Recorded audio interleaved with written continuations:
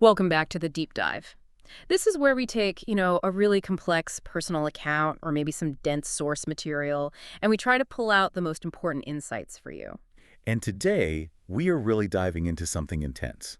It's a personal account from a writer named Thaddeus Mitchell, and he titled it The Sacred Silence of Self-Resurrection. Yeah, that title alone tells you we're not talking about a simple weekend off. Not at all. We're looking at his detailed account of a very conscious, very radical mental health sabbatical. And the sources, his writing, it makes it clear this wasn't passive. This was a strategic withdrawal, The severance. a total severance, based on setting up these really rigid, completely non-negotiable boundaries. And it was all done for one reason, to reclaim a sense of self that he felt had been just completely worn away. And that's such a powerful mission, right? Because Mitchell isn't just telling a burnout story, he's actually framing this as a kind of manual. A manual, exactly. For anyone who looks up and realizes that, decades of living for external performance, for family expectations, it's hollowed them out. So our goal here is to really dissect the architecture of this severance. Mitchell makes this argument that silence isn't avoidance. It's a calculated, strategic act. It's like an act of war against the old system. He says it's the necessary death of the old identity, a death that has to happen before any real, authentic rebirth can even start. Right, and we need to get into the mechanics of that because the core conflict he lays out is it's terrifyingly common. It is. It's this tension between, on one hand, this massive outer functionality. Yeah. He calls himself a high-efficiency machine. And on the other hand, The devastating internal reality, a hollow ache. He even calls it an absence of self. And that gap, that huge space between the public success and the private void, that's where the self just disintegrates. that deep, unsettling feeling, I think that resonates with anyone who's ever felt lost in just the endless cycle of duty, of performance, of obligation. So, as we walk through Mitchell's blueprint for survival, the core question we're holding for you is this. How do you actually move from functioning entirely for others, for their needs, their image, their drama, to building a new way of existing, authentically for yourself? It's a huge question. It is. So let's dive into what made this move so absolutely non-negotiable for him. So Mitchell kicks off his account with this really stunning line. He says, there comes a point where your soul demands an intermission. Yeah, and that demand, it can be a quiet whisper, or, as he found out, it can be violent, undeniable. Yeah. He felt like his entire life had been this performance he was sort of coerced into. And the system just broke. It just broke. And intermission is such a loaded word because it suggests, a temporary pause, like the show will start again. But that's not what he meant. Not at all. He's using it ironically. What his soul was demanding wasn't a break. It was a permanent stop to the whole show, to the role he was forced to play. So this breaking point, it happens when the self just recognizes the performance isn't sustainable anymore. Exactly. And he details his identity through these three external functions: producing, accommodating, and achieving. And if you look at those three, they're all about how useful you are to the outside world. Right. They're not about how you feel on the inside. It's not about being aligned or happy. It's all about your output. So many people define themselves that way. Your job title, your salary, how helpful you are to your family. And Mitchell points out this inverse relationship. The more he achieved on the outside, the deeper the internal costs became. And that led directly to that hollow ache. That ache is the sound of the real self just screaming to be noticed. It is. And the ultimate price he paid for all that external focus was this devastating absence of self. He gets really specific about the roles that caused this. He wasn't just a person. He was a set of functions. He was the son who was trained only to please, to keep the peace. He's the brother who was, conveniently scapegoated whenever the family needed someone to blame to maintain their image. And in the family business, which is a huge part of this. Crucially, yes. In business, he was the essential partner who was constantly being undermined, even though he was the one actually stabilizing the whole thing, doing the hard work, managing the logistics. It sounds less like a family and more like an ecosystem that was designed to just extract resources from him. That's a perfect way to put it. His identity wasn't his own. It was dictated by the roles they needed him to fill. And if you're constantly playing the scapegoat or the fixer or the overachiever, the energy drain is just total. There's nothing left over. There is zero bandwidth left to figure out who you are outside of those roles, let alone actually nurture that person. Which explains why the action he took had to be so radical. A weekend away wasn't going to fix this. No. A weekend of meditation wouldn't cut it. He needed what he calls a full severance from those specific negative forces. Hmm. He had to cut ties with the toxic dynamics, the emotional blackmail, this constant obsession with the game of family optics. He knew if he left any door open, even a crack. They would kick it down. They would absolutely exploit it to pull him right back into that old, useful, compliant role. So this is where he makes that really important distinction. He says this wasn't a passive retreat. He chose a strategic sabbatical. What's the real difference there in his view? Oh, the difference is everything. A passive retreat it's often a temporary fix. You go on vacation, you feel better for a week, and then you go right back to the same toxic environment. And the burnout just comes right back. Inevitably. But a strategic sabbatical, the way Mitchell defines it, is a permanent change in how you operate. It means proactively setting boundaries. It means having a detailed strategy for resource denial. Resource denial, that sounds almost military. It is, and it's deliberate. Think about it. His old identity, the high-efficiency machine, it required him to be available 24/7. Available to fix a computer, listen to drama, sign a check. Take the blame for an argument. Exactly. Mitchell's sabbatical was the calculated shutdown of that availability. He specifically says he was not answering phone calls, not responding to indirect messages, and maybe most importantly, not playing proxy therapist or tech savior anymore. So by refusing those specific roles, he was cutting off of the supply lines. He was cutting off the exact avenues they were using to drain his time, his skills, and his emotional energy. He wasn't just resting. He was actively, strategically shifting the entire power dynamic by denying them their primary resource. Him. But doesn't that kind of radical move, just saying, I'm out and going dark, doesn't that risk making him look like the bad guy? That's the million-dollar question, isn't it? And it gets to the huge emotional and social cost of true self-preservation. He must have known that would happen. Oh, he absolutely anticipated. He knew the alternative was total self-annihilation. The external world, especially the world influenced by that toxic system, of course they're going to cast him as the villain. The ungrateful son. The abandoning brother. So the sabbatical isn't about managing his reputation. Not at all. It's a total rejection of that. His old life was all about external optics. This new life is about internal necessity. When he says, I'm out, it's a declaration of sovereignty. It's him saying, I have to choose between your perception of me and my actual survival. He's trading bad optics for a chance to exist. He's trading temporary bad optics for long-term psychological survival. The old identity required constant compliance. This new identity requires the freedom of not caring what optics they create. It was a declaration of war on the old structure, that intermission. It wasn't given to him. He seized it. Okay, so to really get the intensity of this action, we have to go deeper into the environment he was escaping, that why the break was necessary section. It's rough. It shows this crisis started with a really undermining parental environment. Yeah, the structure Mitchell describes was basically built on conditional worth.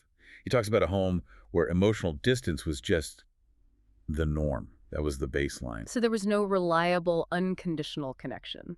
None. And that forced him into this state of constantly seeking approval. He says praise was strictly conditional.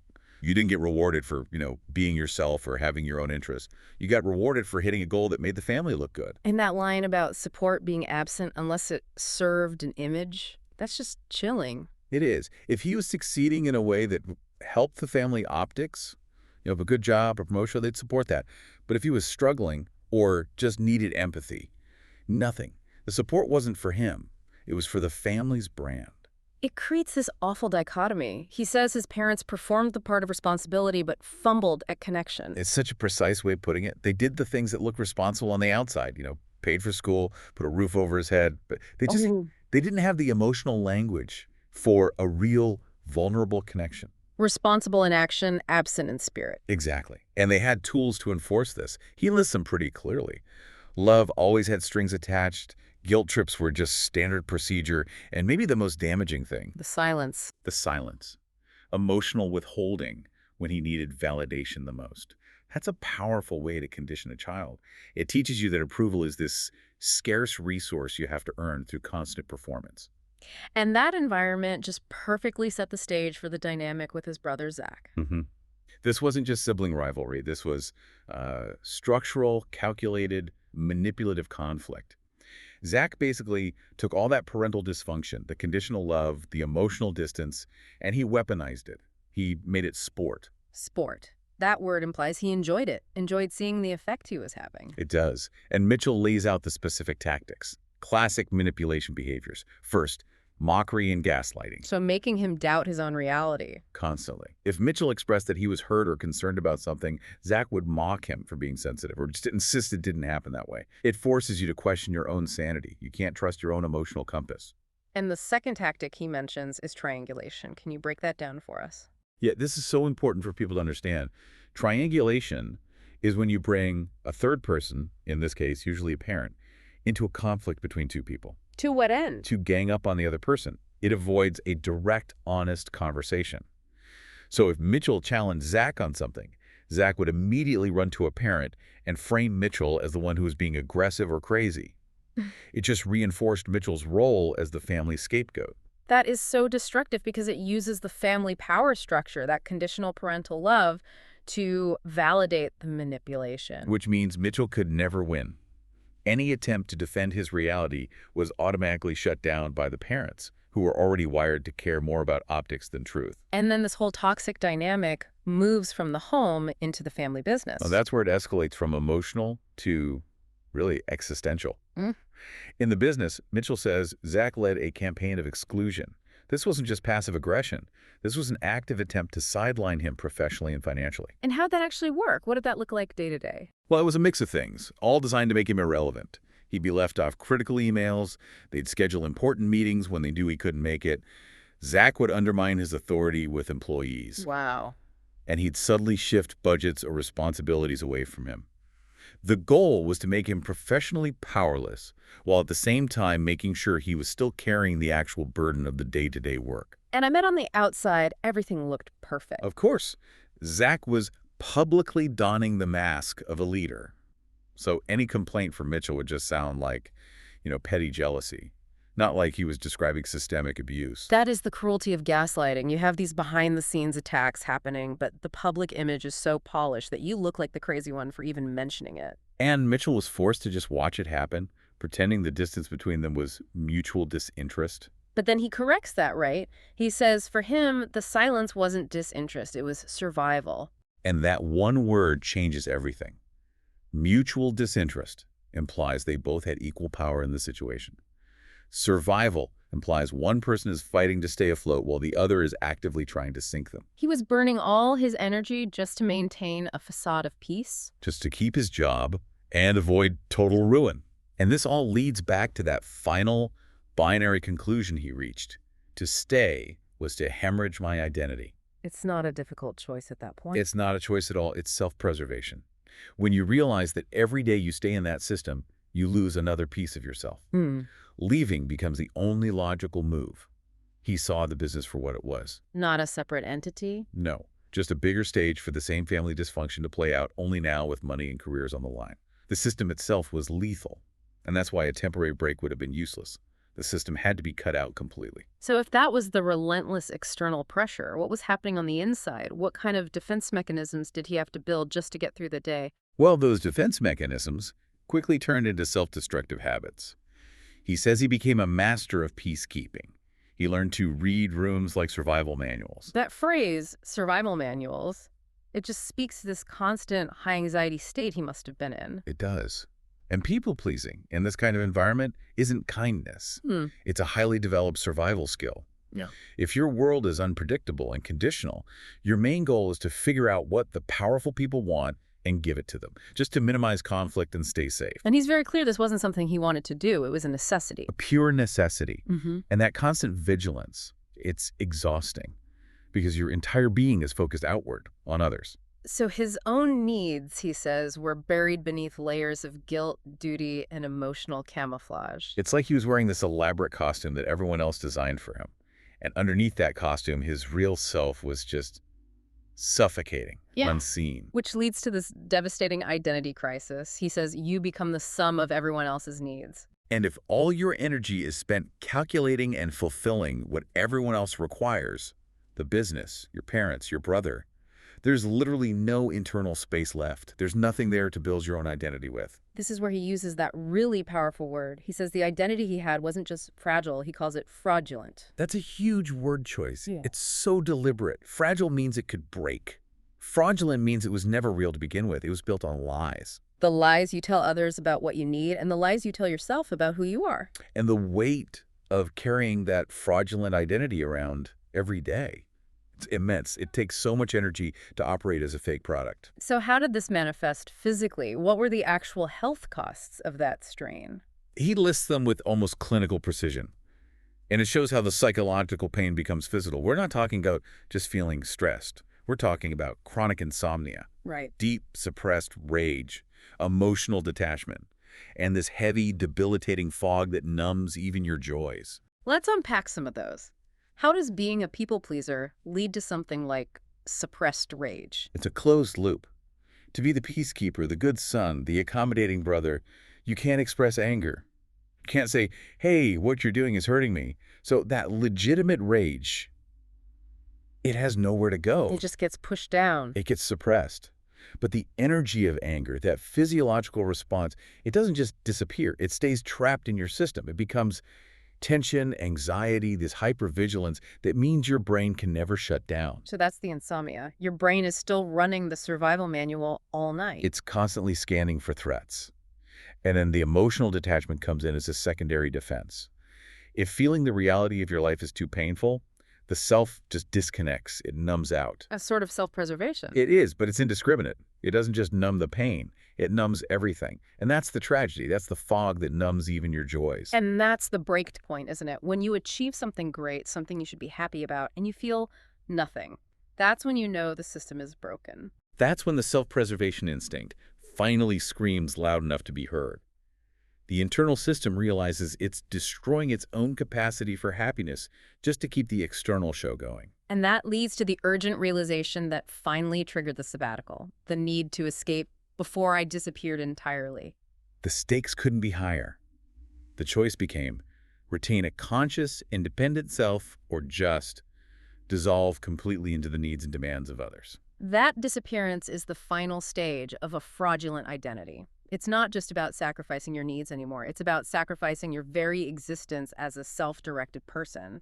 And realizing that gives you the motivation for the radical action he took. He was on the edge of psychological non-existence. So after laying out the problem in such stark detail, Mitchell then pivots to the solution. And this is where his account really becomes a kind of manual. The entire framework for his recovery is built on this one powerful, almost brutal metaphor. Rebirth demands a grave.